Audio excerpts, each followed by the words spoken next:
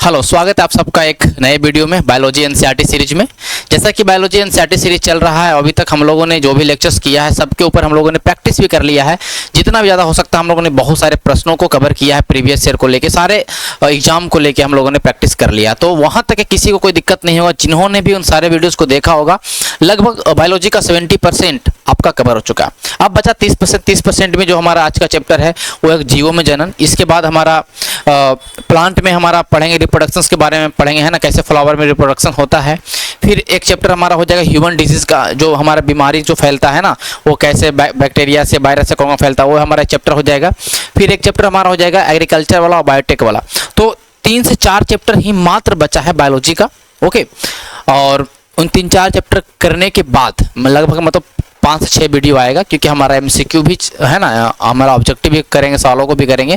फिर हमारा बायोलॉजी खत्म हो जाएगा। बायोलॉजी लगभग हम लोग मैंने बोला था कि आपको 17 से 18 लेक्चर होगा, तो जाहिर सी बात है कि हम लोगों ने थ्योरी का लेक्चर अगर आप देखेंगे तो 17 से 18 लेक्चर में ही हम लोग कवर कर लेंगे। ठीक है, तो ये बहुत महत्वपूर्ण पार्ट है रिप्रोडक्शन इन ऑर्गेनिज्म। कुछ सवाल आते हैं, लेकिन हम लोग बहुत अच्छे तरीके से पढ़ेंगे कि नया सवाल भी बनाएगा तो हम लोग आंसर कर पाएंगे, है ना। कोई भी एग्जाम हो, XYZ हर एक एग्जाम में आपको ये यूजफुल है ना। चाहे बीपीएससी का एग्जाम दे रहे हो, चाहे यूपीएससी का दे रहे हो, या बिहार एसआई का दे रहे हो, या एसएससी का दे रहे हो, आपको एक से एक माइनर डिटेल जो एनसीईआरटी का है, क्लास 6 से लेकर क्लास 12 तक के एनसीईआरटी जहाँ जहाँ ये चैप्टर होगा वहाँ से हम लोगों ने चीज़ों को उठाया है और अच्छे तरीके से कवर किया है। तो आप इस वीडियो को शुरू से लेकर अंत तक देखें, सब कुछ समझ में आएगा, एक एक चीज़ समझ में आएगा। ठीक है, चलिए स्टार्ट करते हैं। ओके, ठीक है, ये हम लोग जो पढ़ने वाले हैं रिप्रोडक्शन इन एनिमल, जीवों में जनन। जनरली हम लोग इसमें पढ़ेंगे क्लास 8वां का चैप्टर नंबर 9 पढ़ेंगे, है ना। क्लास 10वां का चैप्टर नंबर 8 पढ़ेंगे, और क्लास 12th में आपका यूनिट 6 है, जिसमें आपके सॉरी यूनिट 1 है। ठीक है, यूनिट 1 है, जिसमें आप लोग चैप्टर 1, चैप्टर 3, चैप्टर 4, ये 4 चैप्टर्स, ये आप 3 चैप्टर जो आप देख रहे हैं ना, 3 चैप्टर को हम लोग कवर करने वाले हैं। क्लास 12th के 3 चैप्टर को कवर करने वाले हैं, और क्लास 9 में तो कहने का मतलब है कि 5 चैप्टर आपके एनसीईआरटी का जो रिप्रोडक्शन से डील करता है, उन सारे चीज़ों को हम लोग यहाँ पे निचोड़ करने वाले हैं। ठीक है, और ये हमारा बुक है एनसाइक्लोपीडिया, जिससे भी हम लोग हेल्प ले सकते हैं पढ़ने के लिए। ओके, चलिए स्टार्ट करते हैं। सबसे पहला है कि व्हाट इज रिप्रोडक्शन, जनन क्या है। बहुत सिंपल शब्दों में बोलेंगे कि प्रजनन एक जैविक प्रक्रिया के रूप में परिभाषित किया गया, जिसमें एक जीव अपने जैसे ही संतान को जन्म देना, है ना। एक जीव अपनी, आप कह सकते हैं कि जनरेशन को बढ़ाने के लिए, है ना, अपनी कंटिन्यूटीज को बढ़ाने के लिए, कोई भी स्पीसीज हो, मैंने यहाँ लिखा है कि ये जो जनन है, इसका मतलब है कि प्रजातियों की निरंतरता। अगर रिप्रोडक्शन नहीं होगा तो जाहिर सी बात है कि नए जीव पैदा नहीं होंगे, नए जीव पैदा नहीं होंगे तो जाहिर सी बात है क्या हो जाएंगे, वो आपका एक्सटिंक्ट हो जाएंगे, मतलब वो लुप्त हो जाएंगे। तो रिप्रोडक्शन बहुत ज़्यादा जरूरी है, किस लिए, कंटिन्यूटी के लिए, निरंतरता बनाए रखने के लिए। कोई भी स्पीसीज हो, XYZ जितनी भी स्पीसीज हो, अपने वंश को बढ़ाने के लिए रिप्रोडक्शन जरूरी है। तो रिप्रोडक्शन एक प्रक्रिया है जिसमें अपना एक कॉपी, एग्जैक्ट कॉपी, है ना, अपना एक कॉपी, अपना एक, कहने का मतलब कि जो है बनाना ही आपका कहलाता है रिप्रोडक्शन। तो ये सिंपल चीज़ें हैं, आपको कहीं लिखना नहीं आएगा, लेकिन आप समझ लिए बात को कि यंग वंश को, है ना, प्रोड्यूस करना ही रिप्रोडक्शन है। खत्म बात। इसके फीचर्स क्या हैं कि जन्म, विकास और मृत्यु। आप जन्म लिया, उसका डेवलपमेंट होगा, फिर मृत्यु हो जाएगा। तो ये सब आपका चलते रहता है, जिससे हम लोग जनरली जब हम लोग पढ़ेंगे एनसीईआरटी तो वहाँ पे हम लोग देखेंगे, है ना, क्या बोलते हैं, जीवन प्रत्याशा बोलेंगे, है, जीवन प्रत्याशा, लाइफ एक्सपेक्टेंसी देखेंगे, उसमें हम लोग चीज़ों को समझते हैं ना। फिर प्रजातियों की निरंतरता, इसका मेन फीचर है ना, जब आपका रिप्रोडक्शन होगा तो उनकी प्रजातियाँ जो निरंतरता है, जो कंटिन्यूटीज है, वो बनी रहेगी। जनरेशन आफ्टर जनरेशन, पीढ़ी दर पीढ़ी चीज़ें बढ़ती जाएगी। तो ये बहुत सिंपल परिभाषा था जो हम लोग कर लिए। ठीक है, फिर हम चलते हैं आगे। ठीक है, देखिए रिप्रोडक्शंस जो जनरली हम लोग समझते हैं, रिप्रोडक्शन जो हम लोग समझते हैं, पढ़ते हैं, तो रिप्रोडक्शन जनरली 2 टाइप के होते हैं, है ना। 2 टाइप के होते हैं जो आपके एनसीईआरटी में लिखे हुए, और 2 टाइप के रिप्रोडक्शन होते हैं, एक सेक्सुअल, एक असेक्सुअल। ठीक है, सेक्सुअल रिप्रोडक्शंस में जनरली क्या होता है, युग्मक, है ना, जिसको हम लोग बोलते हैं गैमेट्स, है ना, गैमेट्स बोलते हैं, है ना। Fusion of gametes, 2 parent involve, है, जिसमें 2 पेरेंट्स इन्वॉल्व हो, मेल और फीमेल, और उनके गैमेट्स का फ्यूजन, उनके गैमेट आपस में मिल के फर्टिलाइज करे, ये है सेक्सुअल रिप्रोडक्शन। इसे हम बोलते हैं, है ना, सेक्सुअल रिप्रोडक्शन। ठीक है, इस क्या बोलते हैं, इसको हम लोग सेक्सुअल रिप्रोडक्शन बोलते हैं। ठीक है, इस बात को हम लोग समझेंगे, बहुत समझे, धीरे धीरे चीज़ों को समझेंगे, है ना। ओके, तो ये सेक्सुअल रिप्रोडक्शन। आगे सब कुछ हिंदी में, परेशान नहीं होना। एक होता है आसेक्सुअल रिप्रोडक्शन। आसेक्सुअल रिप्रोडक्शन है कि जीव अपने ऑफस्प्रिंग को पैदा करती है बट उसमें किसी भी तरह का गैमेट्स का, किसी भी तरह का युग्मकों का फर्टिलाइजेशन नहीं होता, दोनों मिलते नहीं है। ठीक, कैसे होता है आप बात तो समझेंगे। No fusion of gametes and single parent involve, केवल सिंगल पेरेंट्स, मतलब एक जीव केवल, ऐसा कुछ नहीं कि मेल होगा फीमेल होगा तभी रिप्रोडक्शन होगा, नहीं, केवल अगर एक जीव अकेले है तो वो अपने आप को एक नया मतलब कहने का मतलब है कि प्रोड्यूस कर देगा एक ऑफ स्प्रिंग को, एक बच्चे को, है ना, जो भी हो। जनरली ये सब होते हैं जो लोअर प्लांट्स होते हैं, है ना, लोअर प्लांट्स होते हैं उसमें होते हैं, लोअर जो एनिमल्स होते हैं उसमें होते हैं, है ना। इस बात को हम लोग समझेंगे, ठीक है। तो आज सेक्सुअल रिप्रोडक्शन, लैंगिक और अलैंगिक जनन के बारे में आप समझ गए, है ना। ये है आपका लैंगिक जनन, सॉरी ये क्या आपका लैंगिक जनन। बहुत ही सिंपल चीज, परिभाषा सबको पता है ना। ये है, अरे यार ठीक है, ये है लैंगिक जनन, लैंगिक जनन, लैंगिक जनन, ये है अलैंगिक जनन। तो अलैंगिक जनन में बहुत मेन डिफरेंस क्या है कि इसमें किसी भी तरह का फ्यूजन से नहीं हो रहा, किसी भी तरह का गैमेट्स का, युग्मकों का फर्टिलाइजेशन नहीं हो रहा है। इसमें दो पेरेंट्स है, मेल फीमेल, उसमें सिंगल पेरेंट्स हो जाता है। ओके, अब हमें सेक्सुअल रिप्रोडक्शन के बारे में तो पढ़ेंगे, लेकिन उससे पहले असेक्सुअल के बारे में जानेंगे। इतने टाइप के होते हैं, एक है फिजन, खंडन, एक है बडिंग, एक है स्पोर फॉर्मेशन, एक है फ्रेगमेंटेशन। ये फिजन कुछ नहीं होता, जनरली उनके कोशिकाएं हैं जो आपस में, जैसे कोशिका है ये टूट के दो कोशिकाओं में बन जाएंगे, है ना, दो कोशिकाओं में बन जाएंगे और इस तरह से दो आपके नए नए जीव पैदा हो गए। मुकुलन में कुछ नहीं होता, एक अलग से स्पोर्स, एक अलग से आपका बड निकलता है ना, और उससे आपके नए जीव पैदा होते हैं। स्पोर फॉर्मेशन ये सब हम लोग देखेंगे, अभी आगे चलते हैं उसके बाद समझेंगे, ठीक है। पहला आता है फिजन, असेक्सुअल रिप्रोडक्शन का पार्ट है फिजन, हिंदी में बोलते हैं विखंडन। कह रहा है कि कोशिका विभाजन के दौरान कुछ बैक्टीरिया और प्रोटोजोआ दो बराबर भागों में विभाजित हो जाते हैं, बस सिंपल, दो बराबर भागों में। जैसे देखिए ये आपका बैक्टीरिया है ना, अमीबा है, अमीबा देखिए टूट के दो बराबर भागों में बट गया है ना, देखिए कैसे दो भाग, तो ये दो अलग अलग अमीबा उत्पन्न हो गए, ये होता है, ठीक है। कुछ देखिए जैसे ये लेशमेनिया है, लेशमेनिया से काला जार बीमारी होता है ना, लेशमेनिया एक प्रोटोजोआ जैसे काला जार बीमारी होता है, आपको पता होना चाहिए। तो कैसे देखिए लेशमेनिया अपने आप को तोड़ रहा है और दो भागों में बट गया, दो लेशमेनिया बन गए, है ना। मल्टीपल फ्यूजन, बहुत सारे मतलब इसके बहुत सारे सेल टूट के बनते हैं प्लाज्मोडियम में, है ना, प्लाज्मोडियम में, है ना। तो प्लाज्मोडियम में तो ये आपने देख लिया कि आपके विखंडन क्या होते हैं, खत्म। बहुत सिंपल सवाल है, अमीबा में, लेशमानिया में, प्लाज्मोडियम में आपके विखंडन होते हैं, सिंपली उनके सेल दो भाग में टूटते हैं, बस, और कुछ दिमाग नहीं लगाना है, खत्म। आगे चलते हैं। ओके, खंडन, खंडन देखिए सेम उसी तरह का, नाम इनका भी खंडन है, फ्रेगमेंटेशन है। जैसे आप ये देखिए स्पाइरोगायरा है, स्पाइरोगायरा जब मैंने आपको पढ़ाया था अलगी के बारे में, है ना, अलगी के बारे में मैंने पढ़ाया था, तो मैंने आपको बताया था कि स्पाइरोगायरा जो होता है ग्रीन एल्गी है। तो स्पाइरोगायरा जो है, स्पाइरोगायरा, ये देखिए आप इस तरह से फिलामेंटस फॉर्म में पाया जाता जो भी है, और ये दो भागों में टूट के दो अलग अलग स्पाइरोगायरा बना दिया। तो जनरली एक ऐसा स्टेज आता है कि वो अपने आप को दो भागों में तोड़ लेते हैं और दो अलग अलग डॉटर सेल में, मतलब कहने का मतलब कि स्पाइरोगायरा बन गया। ये भी एक तरह का रिप्रोडक्शन का प्रक्रिया है जो कि असेक्सुअल में आता है। Simply break up into smaller pieces upon maturation, this pieces of arrangement fragment into new individual. परिपक्व होने के बस छोटे छोटे टुकड़ों में टूट जाता है, ये टुकड़े या अंश विकसित होकर नए जीव बन जाते हैं। सिंपल है, कोई ऐसा दिमाग लगाना ही नहीं है, कुछ ऐसा मतलब मेहनत करना ही नहीं इसमें कि उतना दिमाग लगाना, बस सिंपली कि फ्रेगमेंटेशन जो होता है वो स्पाइरोगायरा में होता है, स्पाइरोगायरा में होता है, ठीक है। इस बात को हम लोग समझेंगे, ठीक है। आगे चलेंगे, कंप्लीट हो गया। रीजनरेशन, देखिए रीजनरेशन की बात करेंगे तो पुनरुद्भवन या पुनर्जन्म बोलते हैं। देखिए रीजनरेशन जनरली होना है ना कि कोई, जैसे आप देखते होंगे छिपकली का, जनरली लिजर्ड्स का, तो छिपकली आप देखें तो उसके पूंछ काट देंगे, फिर बहुत कुछ दिनों बाद उनका पूंछ है ना फिर से मतलब जन्म ले लेता है, मतलब रीजनरेशन होता है ना। तो रीजनरेशन जनरली रिप्रोडक्शन में हम टोटली रूप से नहीं बोल सकते हैं कि रिप्रोडक्शन का पार्ट है।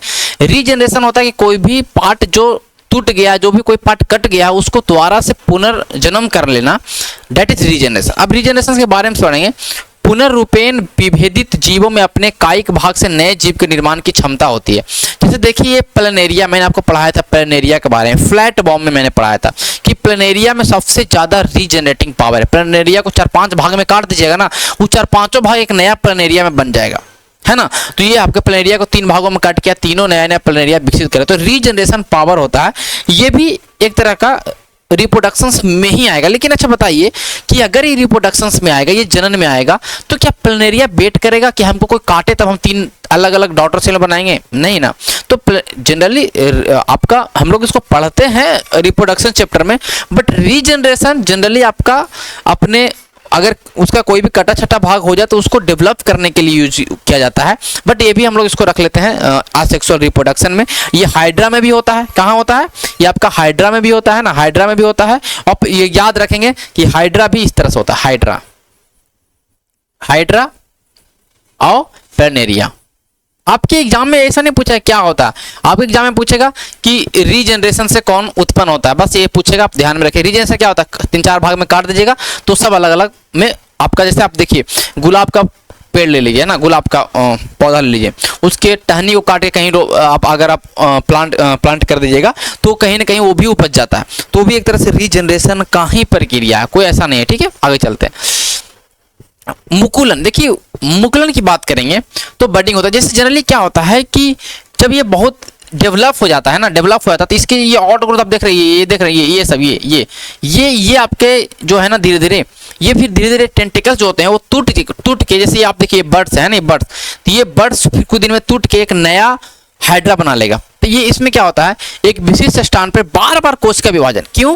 क्योंकि जैसे मान लेते यहाँ पे इतना बार सेल डिवीजन हो रहा है, सेल डिवीजन से क्या होता है, नए सेल बनेगा, नया सेल बनने का नया धीरे धीरे इतना सेल बनता है कि यहाँ पे एक बड निकल जाता है। बड मतलब कली ऐसा निकल जाता है ना, कली ऐसा। और ये बार बार जो उभार हो जाता है, विकसित होता है, फिर विकसित होने के बाद क्या होता है, परिपक्व हो जाता है, मैच्योर होकर भाई फिर मूल शरीर से अलग हो जाता है। खत्म बात। बहुत सिंपल चीज़ है कि आपके बार बार कोशिका विभाजन के फलस्वरूप उभार उत्पन्न होता है। उभार फिर वो मूल शरीर से अलग होकर एक नया जीव में उत्पन्न हो जाता है। ये भी एक तरह का रिप्रोडक्शन का प्रक्रिया है जो कि बडिंग कहलाता है, जो कि हाइड्रा में भी देखा जाता है। हाइड्रा में है ना, तो हाइड्रा में आपको दोनों चीज, हाइड्रा में आपको हाइड्रा को काट दो तो रीजनरेशन भी हो जाएगा, और हाइड्रा में आपको खुद से बडिंग होता है तो ये आपका बडिंग कहलाता है ना। ये क्या कहलाता है? बडिंग कहलाता है। ओके, इस बात को हम लोग समझेंगे। बहुत सिंपल चीजें हैं, हमें ध्यान में होना चाहिए। ठीक है, हमें अच्छा बडिंग आपका कहाँ पे और एक चीज होता है, ईस्ट में है ना, ईस्ट में कहाँ पे, ईस्ट में देखिए ये ईस्ट है, ईस्ट में भी इस तरह का बडिंग होता है। ये क्या है आपका, ईस्ट है, एक तरह का फंजाई है। तो एक तरह का फंजाई है, ईस्ट है, इसमें भी आपको बडिंग का प्रक्रिया देखा जा सकता है। तो मुकुलन आपका कहाँ कहाँ होता है, तो बोलेंगे ईस्ट में होता है, फिर बोलेंगे हाइड्रा में होता है। आपको एग्जाम्पल्स याद रखने हैं, है ना, बहुत इजी चीजें हैं, कोई बहुत ऐसा नहीं है कि आपको परेशान होना है। स्पोर फॉर्मेशन भी एक तरह का रिप्रोडक्शंस का पार्ट है, जिसमें उनके बॉडीज के ऊपर स्पोर्स प्रेजेंट होते हैं और उसको हम लोग स्पोरेंजिया बोलते हैं। फिर ये स्पोर्स जब मैच्योर होते हैं, जब परिपक्व हो जाते हैं, है ना, तो फट जाते हैं और ये मैच्योर ये जो स्पोर्स हैं चारों तरफ फैल जाते हैं एयर के द्वारा, है ना, एयर के द्वारा, वाटर के द्वारा, और फिर जब कंडीशन अच्छा मिलता है तो ये स्पोर जर्मिनेट होते हैं। आप समझिए कि जैसे कि ये राइजोफस है, ये क्या है, राइजोफस है। राइजोफस में बीजाणु निर्माण की प्रक्रिया देखिए, ये राइजोफस है, यहाँ पे स्पोर फटा, ये हवा से पूरा बह गया चारों तरफ, यहाँ मिट्टी में गिर गया, है ना, मिट्टी में, फिर कुछ एक कंडीशन अच्छा मिला तो फिर ये स्पोर फॉर्मेशन से फिर से एक नया राइजोफस उत्पन्न हुआ। तो ये भी एक तरह का क्या हमारा है, एक तरह का असेक्सुअल रिप्रोडक्शन का पार्ट है। तो बीजाणु निर्माण प्रजनन का एक रूप है जिसमें प्रजनन निकाय, जिन्हें बीजाणु कहा जाता है, स्पोरेंजिया नामक थैली में मौजूद होते हैं। एक बार जब ये जीव बीजाणु परिपक्व हो जाते हैं तो स्पोरेंजिया फट जाता है और ये परिपक्व बीजाणु हवा और पानी के माध्यम से विभिन्न क्षेत्रों में पहुंच जाते हैं। उपयुक्त परिस्थिति में बीजाणु अंकुरित होकर एक नया पौधा बनाता है। तो ये राइजोफस में आपका क्या होता है, स्पोर फॉर्मेशन होता है। अच्छा, स्पोर फॉर्मेशन जनरली आपके दो तरह से हो सकते हैं।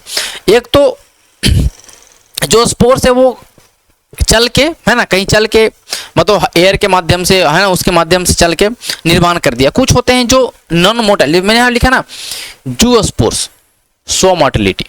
कुछ ऐसे होते हैं, कुछ ऐसे स्पोर्स होते हैं जो उनके अंदर मोटिलिटी होता है, वो मतलब उनके अंदर मोटिलिटी मतलब कहने का तो उनके अंदर चलने की शक्ति होता है ना, उनके अंदर चलने की शक्ति होता है। तो उसमें आता है आपको क्लाइडोमोनास और अल्बुगो फंगी। क्लाइडोमोनास है जो एक तरह का एल्गी है और अल्बुगो है एक तरह का फंगी है। ये दोनों के जूस्पोर्स आप देखिए ये आपका देखिए, आप देख सकते हैं, है ना, ये आप देख सकते हैं किस तरह से इनके जो आपके स्पोर्स हैं वो चल रहे हैं ना, अलग जगह जा रहे हैं और फिर जहाँ पे जाएंगे फिर वहाँ पे एक निर्माण करेंगे अलग। तो ये आपका मोटिलिटी शो करता है, इसलिए जूस्पोर्स बोला जाता है। याद रखेंगे जू में क्या होता है, बोलेंगे जू में होता है जानवर, जानवर क्या होता है, चलते हैं, तो जूस्पोर्स। एग्जाम्पल में याद रखना क्लाइडोमोनास और अल्बुगोफंगी, क्लाइडोमोनास और अल्बुगोफंगी।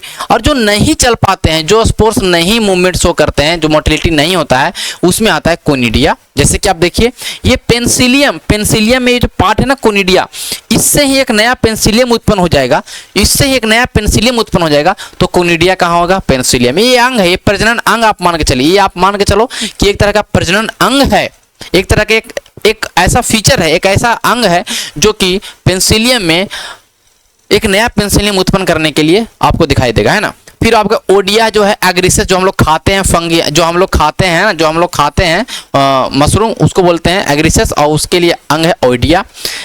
गैमुल्स है, गैमुल्स है, स्पॉन्ज, स्पॉन्ज आप देखते हैं, स्पॉन्ज मैंने पढ़ाया था पोरीफेरा में, तो पोरीफेरा में जो स्पॉन्ज है वो गैमुल्स के माध्यम से अपने आप को कहने का मतलब कि रिप्रोड्यूस करते हैं। तो आपको ये सब नाम याद रखना, कोनिडिया, पेंसिलियम में, ओडिया एग्रीसेस में, गैमुल्स स्पॉन्ज में, ओके, जूस्पोर्स, क्लाइडोमोनास, अल्बुगोफंगी में। आपको लग रहा होगा टफ कि ये सब क्या पढ़ रहे हैं, हमें क्लास 12 थोड़ी ना पढ़ना है हमें, लेकिन जब हम लोग सवाल करेंगे तो ये सब याद हो जाएगा, कोई बहुत बड़ा चीज नहीं, हमें सब चीज जानना चाहिए, ठीक है। आगे चलता है, ठीक है, तो हम लोग हो गया। फिर अब आएगा वेजिटेटिव प्रोपेगेशन। देखिए पौधों में वनस्पतिक प्रसार की इकाइयां जैसे रनर, राइजोम, सकर, कंद, ऑफसेट, बल्ब सभी नए पौधों को जन्म देने में सक्षम है। आप एक बात को समझिए, आप एक आलू लीजिए, आलू को घर में रख देते हैं तो आलू से धीरे धीरे आँख निकलता है, उसको बोलते हैं आँख निकलना, एक बर्ड तरह का निकलता है। फिर उस आलू को अगर आप मिट्टी में डाल दीजिएगा तो उससे नया आलू उत्पन्न हो जाएगा। तो वो बर्ड भी एक तरह का वेजिटेटिव प्रोपेगेशन में आता है, कायिक प्रवर्धन जिसको बोलते हैं। क्या बोलते हैं हिंदी में, कायिक प्रवर्धन कहा जाता है। तो जनरली सब में अलग अलग होता है। अब देखिए राइजोम होता है किसमें, बोलेंगे कि जिंजर में, है ना। जिंजर में क्या होता है, जिंजर में राइजोम होता है। एग्जाम में पूछेगा मिलाने के लिए, राइजोम किस में होता है, जिंजर में। हटा, ट्यूबर किस में होता है, पोटैटो में, जिसको हम आँख बोलते हैं, जैसे आलू का आँख आ गया तो उसको ट्यूबर बोलते हैं, ट्यूबर होता है पोटैटो में, है ना। शकरकंद में देखिए क्या होता है, रूट प्रोपेगेशन होता है, उसमें ये शकरकंद आप लीजिए, शकरकंद में नीचे जड़ निकल जाएगा, है ना। ओके, ये ब्रायोफाइलम के पत्ते पर आपको इस तरह के जड़ दिखाई देंगे, इस तरह के आपके स्ट्रक्चर दिखाई देंगे, और इससे क्या होता है, एक नया ब्रायोफाइलम बन जाएगा। अच्छा, ओनियन में क्या होता है, बल्ब। ये जो ओनियन में आप देखते हैं ना, ये वाला जो पार्ट होता है, नीचे वाला पार्ट जिसमें आप लगता है जड़ जैसा, इसको हम लोग क्या बोलते हैं, एडवेंटियस रूट, या इसको हम बोलते हैं बल्ब, इसी से निकलता है, ठीक है। तो बल्ब होता है ओनियन में, इसको अगर आप रोप दीजिएगा कहीं भी तो फिर आपका एक नया प्याज उत्पन्न हो जाएगा, है ना। रनर, देखिए रनर आपका भी एक तरह का क्या है, आपका एक तरह का वेजिटेटिव प्रोपेगेशन का पार्ट है। देखिए पुदीना में आपका शक्कर होता है, देखिए पुदीना में क्या होता है, शक्कर होते हैं, इससे उत्पन्न हो जाते हैं। तो आपको बल्बिल होते हैं अगाबी में, नाशपाती में, है ना, अनानास में, ये आपके होते हैं वल्बिल। और वाटर हाइसिंथ के बारे में आप समझिएगा। वाटर हाइसिंथ को हम लोग बोलते हैं टेरर ऑफ बंगाल। टेनरी एक तरह का अच्छा फूल है ना, फूल तरह का दिखाई देता है। तो इसको अंग्रेजों ने लाया था कि हम लोग इसको पॉन्ड में लगाएंगे तो देखने में अच्छा लगेगा, लेकिन ये इसको टेरर ऑफ बंगाल क्यों बोलते हैं, बंगाल का आतंक क्यों बोलते हैं। वाटर हाइसिंथ क्या है ना कि इतना ज़्यादा जल्दी फैलता है ना, इतना फैल जाता है, इतना पूरा तालाब भर देगा, और तालाब जब भर जाएगा तालाब का सारा ऑक्सीजन को ये रोक देगा। इससे क्या कि मछलियां मरने लगती है, इसलिए इसको हम टेरर ऑफ बंगाल बोलते हैं। तो वाटर हाइसिंथ जो है उनमें उनका मतलब धीरे धीरे बढ़ना कैसे बढ़ता है, ऑफसेट के कारण। किसके कारण, ऑफसेट के कारण। हिंदी में भी ऑफसेट ही लिखेंगे, इसमें इंग्लिश नहीं लिखे, तो ऑफसेट होता है। वाटर हाइसिंथ में ऑफसेट होता है ना। अगाबे में बल्बिल होता है, आपका जिंजर में राइजोम होता है, पोटैटो में आँख या ट्यूबर होता है, स्वीट पोटैटो में रूट होता है, लीफ ब्रायोफाइलम में आपका लीफ ब्रायोफाइलम होता है, ओनियन में बल्ब होता है। ये आपको ध्यान में रखना है। हम लोग इसको जब एमसीक्यू करेंगे तो वहां से भी हम लोग रिवाइज कर लेंगे, ठीक है। तो परेशान अभी नहीं होना कि समझ में नहीं आ रहा है, ऐसा कोई टेंशन नहीं है। अब आते हैं सेक्सुअल रिप्रोडक्शन। देखिए सेक्सुअल रिप्रोडक्शन जैसे ही नाम लेंगे, जनरली आपके इसमें गैमेट्स का फ्यूजन होगा, मेल और फीमेल युग्मकों का निषेचन, दोनों मिलके फर्टिलाइज करेंगे। पहला बात, इसमें दो पेरेंट इन्वॉल्व होंगे, सिंगल पेरेंट से काम नहीं चलने वाला, इसमें मेल और फीमेल होगा। हाँ, ये हो सकता है आइदर बाय सेम इंडिविजुअल्स और by different individual of the opposite sex. हो सकता है कि मेल है और फीमेल है, इन दोनों के गैमेट हो सकता है, या एक ही इंडिविजुअल, वन इंडिविजुअल, उन्हीं के अंदर दोनों चीज आपको दिखाई देंगे। वन इंडिविजुअल है और इन्हीं के अंदर आपको दोनों गैमेट्स दिखाई देंगे, मेल और फीमेल गैमेट्स। ऐसा भी होगा, अभी हम आगे देखेंगे, ठीक है। समझेंगे पहले, यौन प्रजनन में नर और मादा युग्मकों का निर्माण शामिल होता है ना। इसमें क्या होता है, सेक्सुअल रिप्रोडक्शन बोलेगा तब बोलेंगे कि मेल प्लस फीमेल गैमेट्स। और ये मेल प्लस फीमेल गैमेट्स दो लोगों से भी आ सकता है कि एक मेल हो फीमेल हो, या एक लोग के पास ही दोनों गैमेट्स हो सकते हैं, ये भी हो सकता है, ये ध्यान में रखिएगा। ठीक है, तो जब ये मेल और फीमेल गैमेट्स, अब एक मेल है उसके गैमेट्स जिसको बोल सकते हैं ना युग्मक, तो युग्मक कब आएगा उसके लिए एक स्टेज होता है ना, एक स्टेज होता है। स्टार्टिंग में अगर कोई भी मेल है तो एक टाइम आएगा, एक फेज आएगा, है ना। तो जो ग्रोथ फेज होता है उसको बोलते हैं जुवेनाइल फेज, किशोरावस्था। क्या बोलते हैं? किशोरावस्था। तो किशोरावस्था में वो तैयार हो रहा है ना, किस लिए? अभी ये रिप्रोडक्शन के लिए तैयार नहीं, अभी तैयार हो रहा है। और यही हम लोग प्लांट में बोलते हैं वेजिटेटिव फेज। क्या बोलते हैं? वेजिटेटिव फेज, कायिक अवस्था। ऐसा थोड़ी है कि कोई भी प्लांट कभी भी रोप दो तो हो जाएगा, नहीं, एक फेज होता है, एक फेज होगा तभी वो प्लांट अपने आप को नया प्लांट उत्पन्न कर पाएगा, उसमें बीज निर्माण ये सब चीजें। तो ऐसा नहीं है कि कोई प्लांट कभी भी हो जाएगा। आप देखो कि आप एग्जाम्पल में आप देख लोगे कुछ ऐसे आपके मतलब जनरली है ना, कुछ ऐसे आपके प्लांट है जैसे कि बम्बू को देख लो, वो जीवन में एक बार ही फूल उसमें आता। आप देख लो एक जो जिसको हम लोग बोलते हैं ना क्या बोलते हैं, जो आपके क्या उसको बोलते हैं ओके हाँ, जैसे एक फूल है जो 12 साल में एक बार ही फूल आता है, नीला कुरुंजी जो कि जनरली नीलगिरी में आपको दिखाई देगा। तो ऐसा नहीं है कि कभी भी, तो एक फेज होता है, सबका एक अलग अलग होता है। कोई प्लांट है जो हर साल फूल आता है, कोई प्लांट है जो 2 साल में होगा, कोई प्लांट सीजनल्स होते हैं, तो अलग अलग चीजें होते हैं। तो एक फेज होता है, उसको हम वेजिटेटिव फेज बोलते हैं, और मनुष्यों में हम लोग उसको जुवेनाइल फेज बोलते हैं ना, जुवेनाइल फेज बोलते हैं। ठीक है, इस बात को समझेंगे। तो नीला कुरुंजी जो है, जो 12 साल में केवल एक बार वो फूल देता है, इस बात को हम लोग याद रखेंगे। ठीक है, नीला कुरुंजी हमारे एनसीईआरटी में ये चीज दिया हुआ है, तो इसी को हम समझेंगे। ठीक है, ओके अब ये फेज जुवेनाइल फेज को पार करेगा, तब उसके अंदर एक रिप्रोडक्टिव फेज आएगा। मतलब अब वो गैमेट्स को बनाने में सक्षम है, वो रिप्रोडक्शन करने में सक्षम है, तो वो फेज को बोलते हैं रिप्रोडक्टिव फेज। और रिप्रोडक्टिव फेज में बहुत तरह के परिवर्तन होते हैं। जनरली जब नन प्राइमेट्स की बात करेंगे, नन प्राइमेट्स मैमल्स की बात करेंगे, प्राइमेट्स में कौन आता है? मनुष्य और बंदर, है ना। मनुष्य और बंदर आते हैं आपके किस में? प्राइमेट्स से, मंकी, एप्स एंड ह्यूमन। लेकिन नन प्राइमेट्स की बात करेंगे तो उसमें आपके जितने भी आएंगे, काऊ है, सीप है, इनमें एक साइकिल चलता है ना, साइकिल चलता है जनरली उस रिप्रोडक्टिव फेज में, उसको बोलते हैं हम लोग ओस्ट्रस साइकिल, है ना। और प्राइमेट्स में जो चलता है उसको बोलते हैं मेंस्ट्रुअल साइकिल। देखिए आप ध्यान में रखिएगा, आपको ज्यादा दिमाग नहीं लगाना है कि अगर नन प्राइमेट्स होगा तो ओस्ट्रस साइकिल, प्राइमेट्स होगा मीन्स मनुष्य है, मंकी है, एप्स हैं, तो आपको मेंस्ट्रुअल साइकिल याद रखना है। एक चेंज होते हैं जो कि जनरली जब रिप्रोडक्टिव फेज में उनके अंदर परिवर्तन आते जाता है ना, इस बात को हम लोग याद रखेंगे, ज्यादा दिमाग नहीं लगाना। ठीक है, जितना काम का चीजें हैं उतना। आप देखिए रिप्रोडक्शन जो होता है उसके अंदर 3 फेज होते हैं। मैंने लिखा है रिप्रोडक्शन के अंदर 3 फेज है। प्री फर्टिलाइजेशन, जब आपके जाइगोट्स आप जब आपके युग्मक है ना, युग्मक गैमिट्स, जब तक गैमिट्स एक दूसरे से मिल नहीं आते, मेल फीमेल गैमेट, उससे पहले का क्या होता है, जब गैमिट्स मिल जाते तो फर्टिलाइजेशन, और मिल जाने के बाद जो होता है ये 3 फेज में बांटते हैं, है ना। तो पहला क्या है, हम लोग सेक्सुअल रिप्रोडक्शन का बेसिक चीज क्या है? सेक्सुअल रिप्रोडक्शन का बेसिक चीज है गैमेट्स का मिलना। अगर मेल और फीमेल गैमेट्स जब तक आपस में मिल के जाइगोट नहीं बनाएंगे तो सेक्सुअल रिप्रोडक्शन हुआ ही नहीं।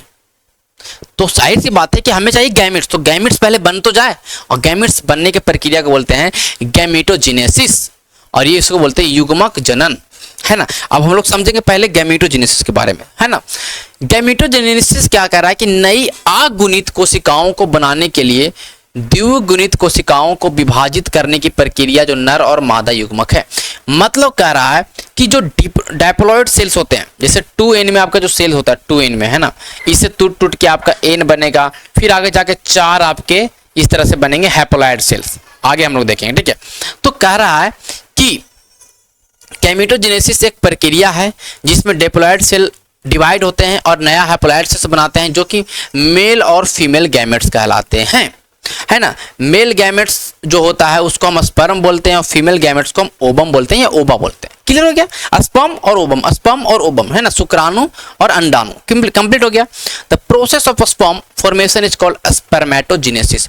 जो अगर मेल में स्पर्म बनने की प्रक्रिया को स्पर्मेटोजेनेसिस बोलते हैं और महिलाओं में ओवम बनने की प्रक्रिया को oogenesis बोलते हैं। हम लोग पहले भी बात कर चुके हैं जब हम लोग हार्मोन्स पढ़ रहे थे, ठीक है।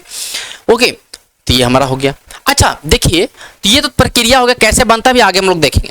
लेकिन ये हमारा क्या हो रहा है कि एक मेल में आपका स्पर्म बन रहा है जो कि गैमेट्स है, फीमेल में एक ओवम बन रहा है जो कि गैमेट्स। ये दोनों गैमेट्स बाद में जाके मिलेंगे, लेकिन अभी बनने की प्रक्रिया को गैमेटोजेनेसिस बोलते हैं, जो कि प्रीप्रोडक्शन का पहला फेज है ना, पहला फेज। इसको हम लोग बोलते हैं प्री फर्टिलाइजेशन फेज। अब देखिए, कहीं कहीं आप देखिएगा कुछ कुछ जीवों में जो गैमेट्स बनते हैं मेल और फीमेल गैमेट्स को पहचान ही नहीं पाएगा, दोनों सेम लग रहा है, तो इस तरह के गैमेट्स को बोलेंगे आइसो। आइसो लग गया मतलब बराबर है गैमेट्स, है ना। हिंदी में समयुग्मक बोलते हैं। एग्जांपल में क्लाइडोफोरा, एक एल्गी है उसका नाम है क्लाइडोफोरा, उसके गैमेट्स आइसोगैमेट्स होते हैं। कंप्लीट हो गया। अभी मैं गैमेट्स की बात कर रहा हूँ, अभी मैं ह्यूमंस पे बात नहीं कर रहा हूँ, अभी मैं सेक्सुअल रिप्रोडक्शन की बात कर रहा हूँ, केवल ह्यूमंस की बात नहीं कर रहा हूँ कि ह्यूमन रिप्रोडक्शन। अभी हम लोग बात कर रहे हैं लैंगिक जनन, है ना, समझ रहे बात को। अच्छा, कुछ ऐसे गैमेट्स होते हैं जो मेल और फीमेल एकदम अलग अलग दिखाई देते हैं। जैसे देखिए, ये आपका है हेट्रोगैमेट्स, इसको क्या हिंदी बोलेंगे, हेट्रोगैमेट्स बोलेंगे। जैसे कि फ्यूकस है, फ्यूकस एक एल्गी है, ये भी एक एल्गी है। तो फ्यूकस का आप देखिए, एक गैमेट्स कितना छोटा है, गैमेट्स कितना बड़ा, है ना। डिफरेंशिएट जब कर लेंगे तो हेट्रो बोलेंगे, डिफरेंशिएट नहीं कर पाएंगे दोनों को तो आइसोगैमेट बोलेंगे। आइसोगैमेट क्लाइडोफोरा में होता है। हमारा ह्यूमंस का देखिए, ओवम देखिए, जो ओवम जो होता है जिसको हम अंडाणु बोलते हैं, इस तरह गोल होता है। और हमारा स्पर्म देखिए किस तरह, दोनों गैमेट्स है, दोनों पहचान सकते कि मेल और फीमेल, यहाँ पहचान सकते लेकिन यहाँ नहीं पहचान सकते। तो नहीं पहचानिएगा तो आइसो, पहचान जाइएगा तो अनिसो गैमस या आपको हेट्रोगैमेट्स बोल सकते हैं। ठीक, कंप्लीट हो गया। ये मुझे बताना था जो मैं आपको बता दिया। अब हम लोग चलते हैं आगे, ठीक है। तो यहाँ मैंने लिख दिया आइसोगैमेट्स हो गया तो क्लाइडोफोरा में मिलेगा जो कि एक एल्गी है। अनिसोगैमस हो गया जो कि फ्यूकस में होगा या ह्यूमन में होगा। अच्छा, अब इससे बात करेंगे। तो हम लोगों ने जनरली गैमेट्स को बना लिया। अब एक हमारा आता है सेक्सुअलिटी इन ऑर्गेनिज्म, है ना, कि क्या जो ऑर्गेनिज्म है क्या उनके पास, अगर एक ऑर्गेनिज्म की बात करते हैं तो क्या मेल और फीमेल अलग अलग है, क्या मेल फीमेल एक ही ऑर्गेनिज्म के अंदर है ना, ये हमको समझना। तो आप समझिएगा कि मोनोसियस बोलते हैं, मोनो मतलब एक ही आदमी के अंदर, मतलब एक ही मनुष्य या एक ही, सॉरी मनुष्य नहीं बोल सकते, एक ही जीव के अंदर दोनों सेक्स हो, मींस मेल और फीमेल ये दोनों उनके अंदर ही हो, उसी को हम लोग तो बाइसेक्सुअल, मतलब दोनों सेक्स उनके पास है। हिंदी में और बोलते हैं होमोथाइलिक और एक बोलते हैं हर्माफ्रोडाइट्स, उभयलिंगी, जहां पे मेल के लिए और फीमेल के लिए दो अलग अलग जीव नहीं है, एक ही जीव के अंदर दोनों कैरेक्टरिस्टिक, दोनों लक्षण पाए जा रहे हैं मेल और फीमेल्स के।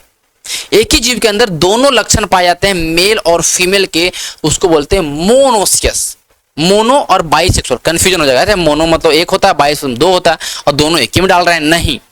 मोनोइसियस, इसियस मतलब होता है सेक्स, तो मतलब मोनो के मतलब कहने का मतलब कि दोनों एक ही आदमी के अंदर, एक ही जीव के अंदर हो, है ना। तो मोनोसियस और बाइसेक्सुअली दोनों एक ही टर्म है, इससे कंफ्यूजन नहीं होना। मोनो हमें पता है कि मोनो मतलब एक होता है, बाई मतलब दो होता है, तो ये दोनों अलग नहीं। मोनोसियस है, यहाँ मोनोसियस है, यहाँ बाइसेक्सुअल है, यहाँ सेक्सुअल लगा, यहाँ इसियस लगा हुआ, तो कंफ्यूजन नहीं होना है ना। होमोथैलिक और हर्माफ्रोडाइट्स, उभयलिंगी इसको बोलते हैं, है ना।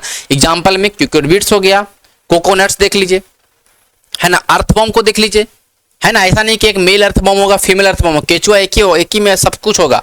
स्पॉन्ज देख लीजिए, टेप बॉम देख लीजिए, लीच जो को बोलते हैं उसको देख लीजिए, चारा देख लीजिए, एक एल्गी है ना, स्वीट देख लीजिए, स्वीट पोटैटो देख लीजिए। एग्जाम्पल याद रखना बाबू, एग्जाम्पल याद रखना, ये महत्वपूर्ण है। कौन इसमें मोनोसियस है, ऐसे एग्जाम में आएगा, कौन इसमें बाइसेक्सुअल फ्लावर, बाइसेक्सुअल प्लांट है, ऐसा सवाल आएगा। तो आपको एग्जाम याद रखना है, एक तो अर्थवॉर्म याद रखिए, अर्थवॉर्म में मेल और फीमेल अर्थवॉर्म नहीं होता, जैसे हम लोग में मेल और फीमेल होता है वैसे नहीं, अर्थवॉर्म में दोनों इसके अंदर ही पाया जाएगा, मतलब यही बनाएगा मेल गैमेट, यही बनाएगा फीमेल गैमेट, एक ही। अर्थवॉर्म में मेल फीमेल नहीं अलग अलग होता है, ठीक है। टेप बॉम में, है ना, लीच में, कोकोनट में, अभी हम लोग कोकोनट जो नारियल होता है उसमें मेल और फीमेल्स अलग अलग से नहीं होते, एक ही होता है, ठीक है, ध्यान में रखिएगा, ठीक है। एग्जाम्पल हो गए आपके। अच्छा आगे चलेंगे, इसी का उल्टा होगा डायोसियस।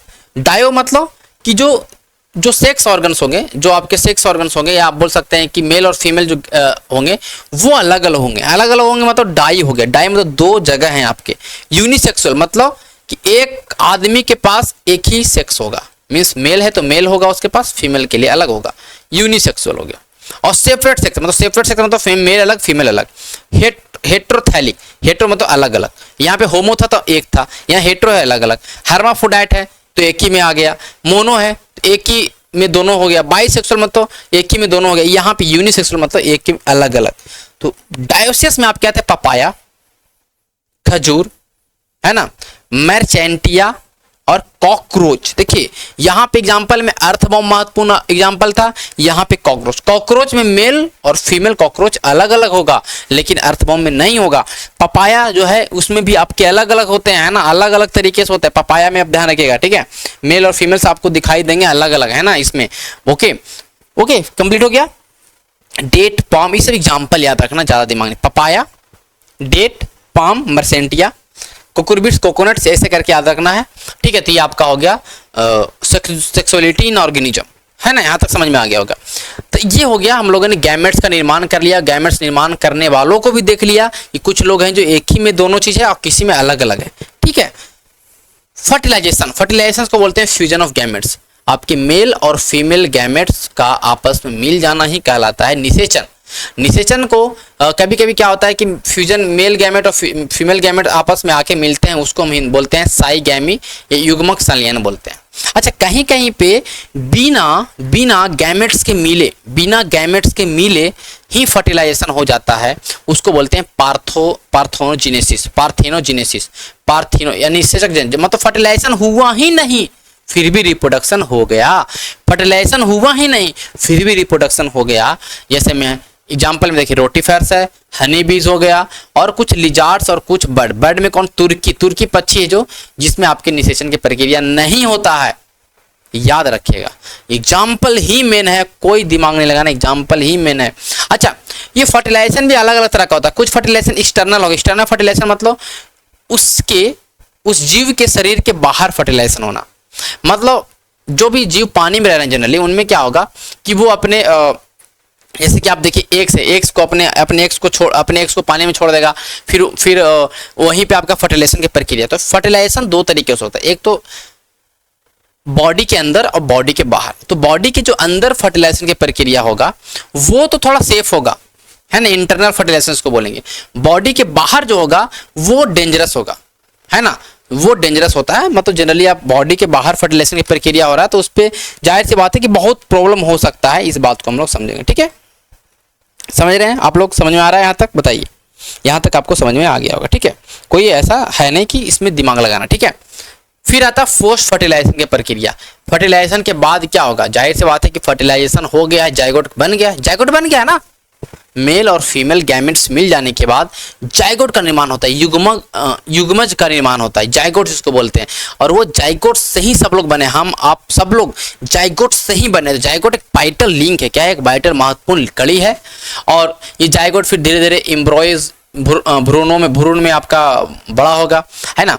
तो उस तरह से हम देखते हैं दो तरह के आपके, एक ओविपोरस एनिमल बोलते हैं जो कि अंडा देता है, एक विविपोरस बोलते हैं जो कि अपना यंग वंश को वर्थ करता है। मतलब ओविपोरस, ओ लगा है मतलब अंडा, तो ओविपोरस एनिमल जो हो गए जनरली, ओविपोरस में जो आते हैं वो अपने भ्रूणों का विकास, एम्ब्रॉय का विकास अपने बॉडी से बाहर, अब अंडा दिया है ना, मान लेते हैं मुर्गी, तो अंडा धीरे धीरे डेवलप होता है। ऐसा नहीं कि अंडा दिया तो उसमें जीव तुरंत, वो फिर अंडा बाहर डेवलप हो रहा है उसके बॉडी से बाहर। लेकिन मनुष्य में देखिए भ्रूण में आपका बेबी का डेवलपमेंट होता है, फिर बाद में बेबी को जन्म दिया जाता है, तो यंग वंश को। तो ये ध्यान में रखिएगा, बाहर तो इग लेइंग एनिमल्स को हम लोग ओविपोरस बोलते हैं, और बेबी पेरस को हम लोग यंग मतलब आपका जो बच्चा को जन्म देता है उसको हम विविपोरस बोलते हैं। या ये याद रखना बस, ठीक है। ये तीन प्रक्रियाएं थे, आपको ध्यान में रखना। कुछ समझ में आएगा, कुछ चीजें नहीं भी समझ में आएगा, चलेगा, है ना। गैमेटोजेनेसिस को हम लोग देख चुके हैं। अच्छा ये मिटोसिस को हम लोग समझेंगे।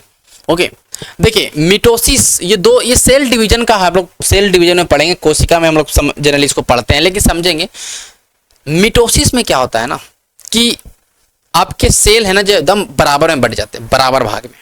देखिए अगर 2 सेल है तो एक एक में बढ़ जाएंगे, 1 और 1 में, है ना।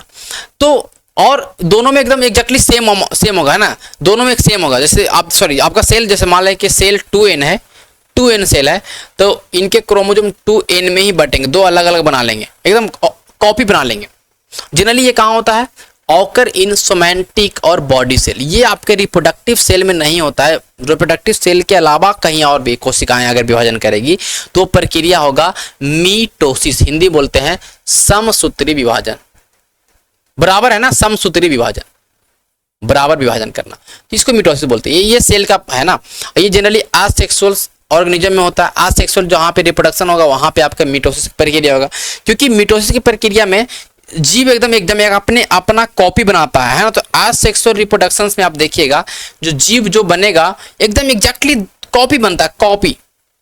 लेकिन वही सेक्सुअल रिप्रोडक्शन में देख लीजिए, एक सेक्सुअल रिप्रोडक्शन में एक देखिए ह्यूमन को देख लीजिए, ह्यूमन जो उत्पन्न कर रहा है उसका बेटा या बेटी जो भी हो एकदम एग्जैक्टली कॉपी नहीं लगता है, दोनों बहुत परिवर्तन होता है ना। उसके बाद भी परिवर्तन तो वेरिएशंस होता है। लेकिन मिटोसिस प्रक्रिया के दौरान जो भी डेवलपमेंट होगा वो एकदम एग्जैक्टली कॉपी होगा। सिंगल स्टेप डिवीजन है, produce 2 daughter cell, 2 daughter cell बनाया और डायप्लोड बनाता। कैसा बनाता है, डायप्लोड मतलब अगर क्रोमोजोम यहाँ पे 46 है तो जो बनाएगा वो 2 डॉटर उसका भी 46 क्रोमोजोम। एग्जाम्पल में दे रहा हूँ, है ना। ये मिटोसिस। इसी का उल्टा होता है मियोसिस। मियोसिस जो प्रक्रिया होता है केवल रिप्रोडक्टिव सेल में होता है ना, रिप्रोडक्टिव सेल में होता है। जैसे मैंने बताया कि जैसे कि आपने देखा ओके कि 46 क्रोमोजोम था तो ये क्रोमोजोम बट के 23 क्रोमोजोम बना, है ना, इसे 23। ओके, तो आपने देखा कि ये प्रक्रिया को बोलते हैं मियोसिस। एक तो रिडक्शन होता है, कमते जाता है, और ये बनाता है हैप्लॉइड सेल। हैप्लॉइड सेल मतलब कि केवल देखिए सिंगल 23 क्रोमोजोम, है ना। 46 क्रोमोजोम था, 2n से n बनाएगा। हम लोग देखते हैं जब हम लोग जब आप स्पर्म फॉर्मेशन देखते हैं, स्पर्म में आपके 23 क्रोमोजोम्स होते हैं, है ना। स्टार्टिंग में 46 से अगर 23 ऐसे करके बनाता है। ओके, तो ये सेक्सुअल रिप्रोडक्शन में होता है, 2 डिवीजन होता है, 2 बार डिवीजन होता है। पहले तो आपका 2n से, है ना, 2n से आपका nn बना और फिर इस n से n ऐसे बनता है ना। Produce 4 daughter cell, 4 daughter cell बनाएगा। देखिए 4 डॉटर सेल बनाएगा, है ना। और सब कैसे होंगे, हैप्लॉइड्स होंगे, सब में आपके 1 सेट ऑफ क्रोमोसोम होंगे, जैसे n ऐसे होगा। ठीक है, ये समझना है हम लोग, इसको आगे सेल साइकिल में भी पढ़ लेंगे। अभी नहीं समझ आ रहा तो कोई दिक्कत नहीं है। अभी जितना समझ आ रहा है कि मियोसिस है तो कमेगा, है ना, रिडक्शन होगा, और मिटोसिस होगा तो धीरे धीरे बढ़ते जाएगा, है ना। बात को समझिएगा, ठीक है। ओके, आगे चलते हैं। ह्यूमन रिप्रोडक्शन की बात करेंगे। जाहिर सी बात है कि सेक्सुअल रिप्रोडक्शन होगा, है ना, मेल और फीमेल गैमेट्स का मिलना होगा, और विविपेरस होगा, मतलब कि बच्चों को जन्म देगा, है ना, अंडा नहीं देगा। इसमें 5 स्टेज है। आप देखिए, पहला गैमेटोजेनेसिस, स्पर्म का सॉरी हाँ वही स्पर्म ओवम का बनना, है ना, और ट्रांसफर ऑफ स्पर्म। फिर ये जो स्पर्म मेल में बना, है ना, और फीमेल में आपका ओवम बना, ये दोनों का आपस में मिलना, जिसको हम इंसेमिनेशंस बोलते हैं। फिर ये दोनों आपस में मिल जाएंगे तो उस प्रक्रिया को निषेचन बोलेंगे, जाइगोट बनेगा। फिर ये जाइगोट बन के फिर आगे डेवलप होगा, है ना, और फिर ये इसको बोलेंगे इम्प्लांटेशन बोलेंगे। फिर ये धीरे धीरे डेवलपमेंट होगा, उसको गेस्टेशन जिसको 9 मंथ होता है, 9 मंथ, है ना। फिर इसको डिलीवरी को बोलेंगे पास्टुरेशन। तो ये आपके प्रक्रियाएं हैं जो आपको ध्यान में रखना है, बस, ठीक है, ध्यान में रखना है। ओके, मनुष्य में प्रजनन संबंधी जो घटनाएं हैं आपने देख लिया क्या क्या है। पहला गैमेटोजेनेसिस, गैमेट्स का बनना, फिर गैमेट्स का आपस में मिलना, इंसेमिनेशन, फिर मिल के फर्टिलाइज करना, फर्टिलाइजेशन, फिर फर्टिलाइजेशन के बाद फिर यूटेरस में आपका आ जाना, इम्प्लांटेशन, फिर 9 महीने रहना, गेस्टेशन, और फिर डिलीवरी को पार्टुरेशन बोलते हैं। ठीक है, कंप्लीट हो गया। अब देखिए मेल रिप्रोडक्टिव सिस्टम में बात करेंगे तो पहले समझेंगे सिस्टम को। तो ये आपका दिखाई दे रहा है मेल रिप्रोडक्टिव। इसमें आपका क्या आता है, ए पेयर ऑफ टेस्टिस, है ना, और कुछ एक्सेसरीज डक्ट्स होते हैं, ग्लैंड्स होते हैं, और एक्सटर्नल जेनिटेलिया होता है। ओके, तो पेयर ऑफ टेस्टिस, 2 टेस्टिस होते हैं। ये टेस्टिस जो है, ब्रिसन जिसको बोलते हैं, ये स्क्रोटम नाम के थैली में रहता है। स्क्रोटम नाम के थैली, स्क्रोटम नाम का थैली जो होता है ये हेल्प करता है उस लो टेम्परेचर के लिए। जो ये आपका टेस्टिस है ना, उसको लो टेम्परेचर चाहिए, बॉडी के टेम्परेचर से कम 2.5 डिग्री कम चाहिए, और ये 2.5 डिग्री टेम्परेचर को कम करना कौन हेल्प करता है, स्क्रोटम। तो स्क्रोटम किस में हेल्प करता है बोलेंगे, स्क्रोटम स्क्रोटम में आपके टेस्टिस रहते हैं और ये स्क्रोटम हेल्प करता है किस चीज में, तो टेम्परेचर को कम करने में, क्योंकि टेस्टिस को टेम्परेचर चाहिए हमारे बॉडी के टेम्परेचर से 2.5 डिग्री कम, क्योंकि जो स्पर्म बनाने की प्रक्रिया होगा उसी टेम्परेचर में होगा, तो ये हेल्प करता है स्क्रोटम। खत्म हो गया स्क्रोटम के बारे में, समझ गए ना। आगे चलते हैं, अब उसी टेस्टिस के अंदर की बात करेंगे तो उसके अंदर आपको बहुत कुछ, देखिए पहला बात, टेस्टिस कैसा होता है, ओवल होता है शेप में, सही बात है, 4 से 5 सेंटीमीटर वीथ होता है, मतलब लेंथ होता है, इससे कोई मतलब नहीं। टेस्टिस कवर्ड होता है बहुत डेंस कवरिंग से। अच्छा, हर एक टेस्टिस में 250 कंपार्टमेंट्स होते हैं जिसको टेस्टिकुलर लॉब्यूल्स बोलते हैं। क्या कह रहा है ना, ये फिर से वही आ गया ना, कोई बात नहीं, ठीक है।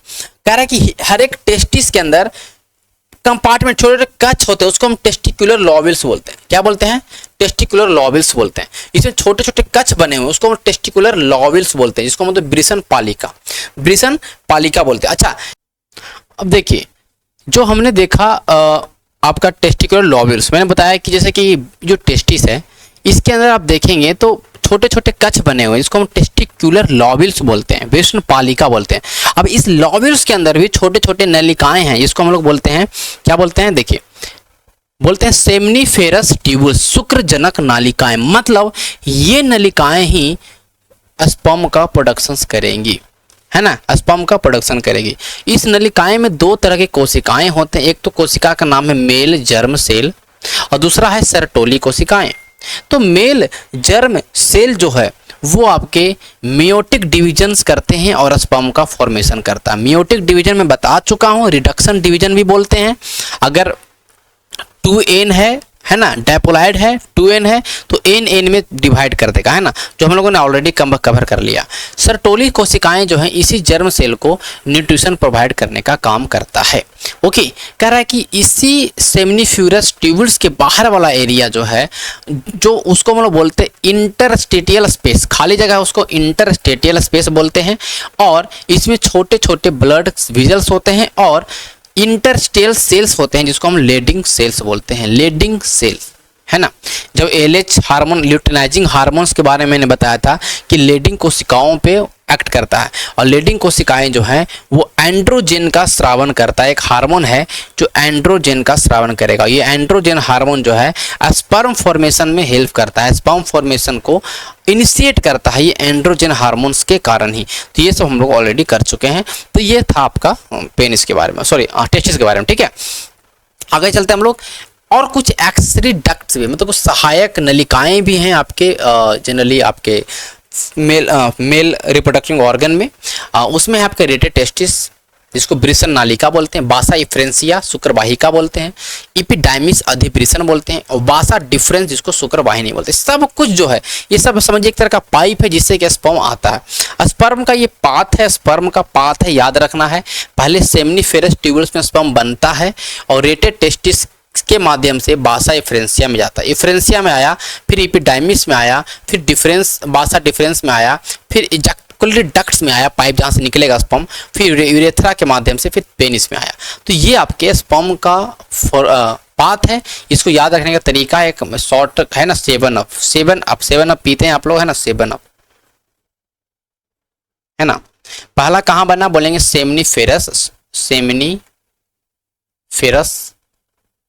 ट्यूबल्स में, सेमनीफेरस ट्यूबल्स में जैसे ही बन गया स्पर्म, फिर आगे स्पर्म जो आएगा वो आएगा आपका बोलेंगे इपिडाइमिस में। अब ये रेटेड टेस्टिस और बासा डिफरेंसिया एक तरह का छोटा पाइप है मान के चलिए, तो इसको नहीं याद रखते हैं फिर भी चलेगा, इपिडाइमिस में। कहाँ आएगा, इपिडाइमिस में। इपिडाइमिस के पास बास डिफरेंस में आएगा, फिर बास डिफरेंस के बाद इजैक्युलेटरी डक्ट में आएगा, इजैक्युलेटरी डक्ट में आएगा। एन से कुछ नहीं है, यू से है आपका यूरेथ्रा में आएगा। यूरेथ्रा के बारे में हम लोग आगे भी पढ़ चुके हैं। फिर पेनिस, मतलब हम लोग जब हम लोग पढ़ रहे थे एक्सक्रीटरी सिस्टम तब भी हम यूरेथ्रा के बारे में पढ़ा था। ये याद रखना है, ठीक है। ज़्यादा दिमाग नहीं लगाना, ये चैप्टर में उतना ज़्यादा दिमाग लगाना ही नहीं है। जितना सवाल आता है उतना हम लोग इसको पढ़ लेंगे और उससे बाहर कोई सवाल नहीं है, ठीक है। हम बताएंगे भी आपको। ये देखिए सवाल है कि पाथ फॉलो क्या होता है स्पर्म के द्वारा मेल बॉडी में। तो पहले सेमनीफेरस ट्यूबल्स में आएगा, फिर रेटेड टेस्टिस में आता है पता है, फिर बासा इफ्रेंसिया में आता है, इपिडाइमिस, फिर डिफरेंस में, फिर डक्ट में, फिर यूरेथ्रा में। सही बात है, ये तो ऑप्शन नंबर 1 उत्तर सही है ना। टेस्टिकुलर लॉब्यूल्स में थोड़ी आएगा, यहाँ तोरी बनेगा, इसके अंदर ही सेमनीफरस ट्यूबल्स होता है ना। तो ये हमारा उत्तर हो गया, ठीक है।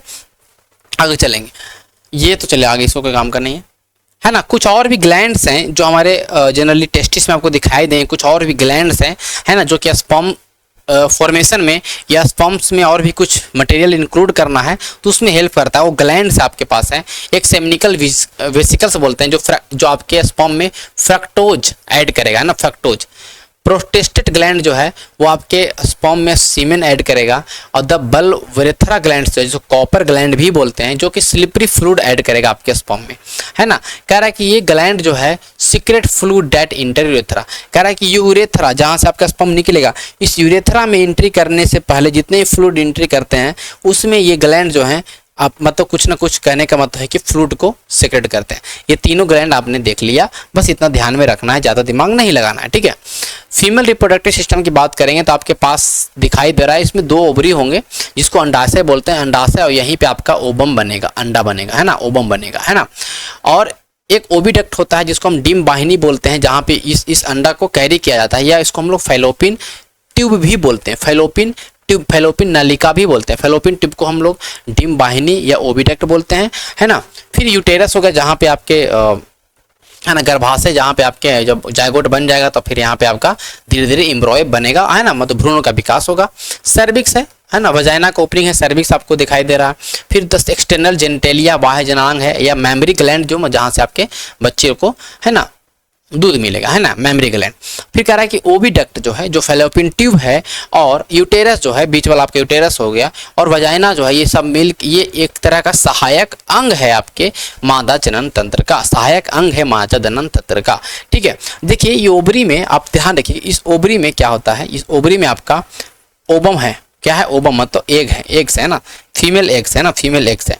ये ओबम जो है ना, ये जो यहाँ पे जो ओबम बना, जो अंडा बना, ये फिम्बरी जो ये आपका ये जो फिंगर लाइक स्ट्रक्चर आप दिखाई दे रहा ना, ये फिम्बरी कलेक्ट करता है इस अंडे को और फिर यहाँ पे लाता है, फिर आगे आके एम्पुला के पास ये अंडा आ जाता है।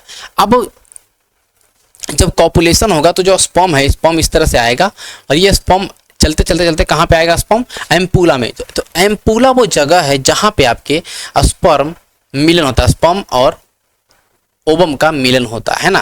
फिर यहाँ पे निषेचन की प्रक्रिया होगा, फिर ये स्पर्म धीरे धीरे आगे बढ़ते जाएगा, आगे बढ़ते मतलब ये सॉरी जायगोट होगा, अब क्या हो गया, जायगोट हो गया, ये जायगोट आगे बढ़ते जाएगा और यहाँ पर आपका फॉर्मेशन होगा, डेवलप होगा, डेवलप होते होते होते भ्रूण का विकास करेगा, है ना। ये इस बात को समझेंगे, ठीक है। तो ये आपको ध्यान में रखना है। 3 लेयर होते हैं आपके यूटेरस का, अंदर वाला लेयर को इंडोमेट्रियम, बाहर वाला बीच वाला को मायोट्रियम, और अंदर वाला को पेरीमेट्रियम बोलते हैं, है ना। इस चीज़ को ध्यान में रखेंगे, ठीक है।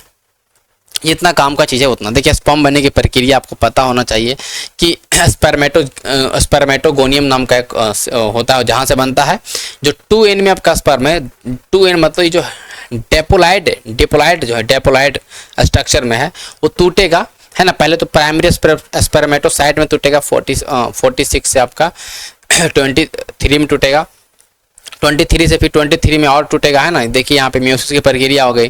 फिर म्योसिस की प्रक्रिया होने के बाद फिर आपका स्पर्मेटिड में बनेगा। स्पर्मेटिड में भी 23 क्रोमोजोम होते हैं, याद रखिएगा स्पर्मेटिड। ये और यही स्पर्मेटिड जो है स्पर्मेटोजोआ में, जिसको हम लोग बोलते हैं स्पर्म, है ना। तो ये आपके टेस्टेस क्रोमोजोम लेके रखते हैं। 2 बार में होता है, 2 बार म्योसिस की प्रक्रिया होता है, 1 बार मिटोसिस की प्रक्रिया होता है। हम लोग दोनों के बारे में चर्चा कर चुके हैं, क्या प्रक्रियाएं हैं, वही सेम आपकी यहाँ पे ओजेनेसिस में होता है, ठीक है। ये सब कोई काम का नहीं है।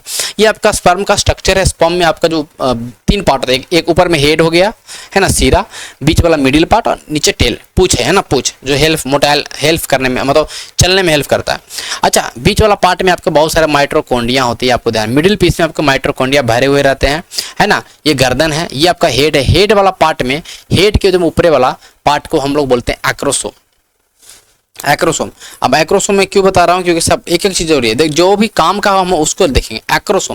एक्रोसोम अब बोलेंगे कि हेड का पार्ट है ना, स्पर्म के हेड का पार्ट है, और ये इसमें कुछ इंजाइम होता है जो हेल्प करता है स्पर्म को ओवम से मिलने में, स्पर्म को ओवम से मिलने में हेल्प करता है ये एक्रोसोम में कुछ इंजाइम पाए जाते हैं, उस चीज़ को समझेंगे, ठीक है। अब हम बात करेंगे फर्टिलाइजेशन निषेचन की प्रक्रिया, जो हम लोग अभी पहले बात कर चुके। कॉपुलेशन होगा तो स्पर्म है, स्पर्म वजाइना के थ्रू आगे जाएगा, वजाइनल सर्विस के थ्रू आगे बढ़ते बढ़ते एम्पुला के पास पहुंच जाएगा, एम्पुला के पास बैठा हुआ ओवम। जब तक ओवम और स्पर्म नहीं मिलेगा तब तक फर्टिलाइजेशन की प्रक्रिया नहीं होगी। तो ऐसा नहीं है कि हर बार ही स्पर्म मिल जाएगा ओवम से।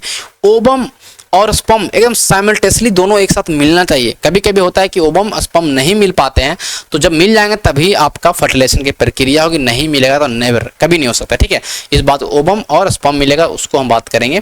अब देखिए, इस स्पर्म का हेड वाला पार्ट एक्रोसोम हेल्प करता है ओवम से मिलने में, और ओवम का एक भाग है इसको बोलते हैं जोना पेलुसिडा स्पर्म से मिलने का काम करता है। इस बात को हम लोग ध्यान में रखेंगे। ठीक है, आगे चलते हैं। इम्प्लांटेशन मतलब वही आपका गर्भाशय में भ्रूण का बनना है ना, गर्भाशय में आपका भ्रूण का बनना इम्प्लांटेशन कहलाएगा, है ना। फिर इसके बाद गेस्टेशन होगा। गेस्टेशन में क्या होता है, 9 महीना जो बच्चे रहते हैं ना, तो गेस्टेशन पीरियड बोलते हैं। फिर पास्टुरेशन मैंने बताया, जो बच्चे को डिलीवरी को बोलते हैं पास्टुरेशन। तो जो इम्प्लांटेशन होता है, जब ये बन गया है ना, जब जायगोट का फॉर्मेशन हुआ, जायगोट आगे बढ़ते बढ़ते यूटेरिन में आया है ना, यहाँ पे तो देखिए स्टार्टिंग में था आपको जायगोट बना है ना 2n में, मतलब आपका 46 क्रोमोसोम में बना। फिर आगे धीरे धीरे मतलब 2 से आपका 4 हुआ, 4 से आपका 8 हुआ, 8 से 16 होगा, ऐसे बढ़ते बढ़ते फिर धीरे धीरे जब उनका शरीर का विकास करना, जाहिर बात है सेल विभाजन ही तो ग्रोथ होता है। जितना सेल टूट के अलग अलग सेल बढ़ते जाएगा तो शरीर बनते जाएगा, जाहिर सी बात है सेल विभाजन से ही कोई ना कोई चीज़ का ग्रोथ होगा। तो वही होता है यहाँ पे। तो हम लोग जनरली 8 से 16 जो आपके बढ़ जाते हैं, 8-16 वाला पार्ट को मोरूला बोलते हैं ना। फिर आगे ब्लास्टोमर है ना, फिर ब्लास्टोसिस्ट बनेगा, और फिर जाके आपको यहाँ पे भ्रूण का विकास होगा। इस चीज़ को हम लोग समझेंगे, कोई काम का नहीं है ना, ये कोई काम, फिगर मैंने आपको डाल दिया है। तो ये हमारा चैप्टर कंप्लीट, ये चैप्टर कंप्लीट हो गया। कोई ऐसा इसमें था भी महत्वपूर्ण चीज़ नहीं, हालांकि टाइम मैंने लिया कि हालांकि 10 से 12 दिन बाद मैं क्लास ले रहा हूँ, कुछ काम था, लेकिन ये चैप्टर उतना ज़्यादा महत्वपूर्ण नहीं था, उतना भी ज़्यादा महत्वपूर्ण नहीं था। कुछ इसमें 4-5 चीज़ें याद रखना, जो स्टार्टिंग में मैंने बताया स्टार्टिंग में वो याद रखना। बाकी सब कुछ नॉर्मल है, जहाँ से सवाल आएगा, क्योंकि हम इसके ऊपर जब सवाल करेंगे, अभी हम क्या पढ़ेंगे, अभी हम लोग पढ़ेंगे फ्लावरिंग के बारे में, फ्लावरिंग प्लांट के बारे में, है ना। फूलों में हम देखते हैं कि कैसे हमारा एंथर से स्टिग्मा तक पॉलन ग्रेन का ट्रांसफर होता है। उसको पढ़ने के बाद हम कुछ सवाल कर लेंगे 50-60, फिर ये चैप्टर एकदम मतलब अच्छे तरीके से ख़त्म। फिर कोई ऐसा नहीं बचेगा जो हम लोग सवाल को नहीं कर सकते। ठीक है, फिर 4 से 5 चैप्टर और बायोलॉजी का है, फिर बायोलॉजी के कोई भी सवाल आप आराम से कर पाएंगे, आराम से। ठीक है, चलिए मिलेंगे हम लोग नेक्स्ट वीडियो, तब तक के लिए धन्यवाद।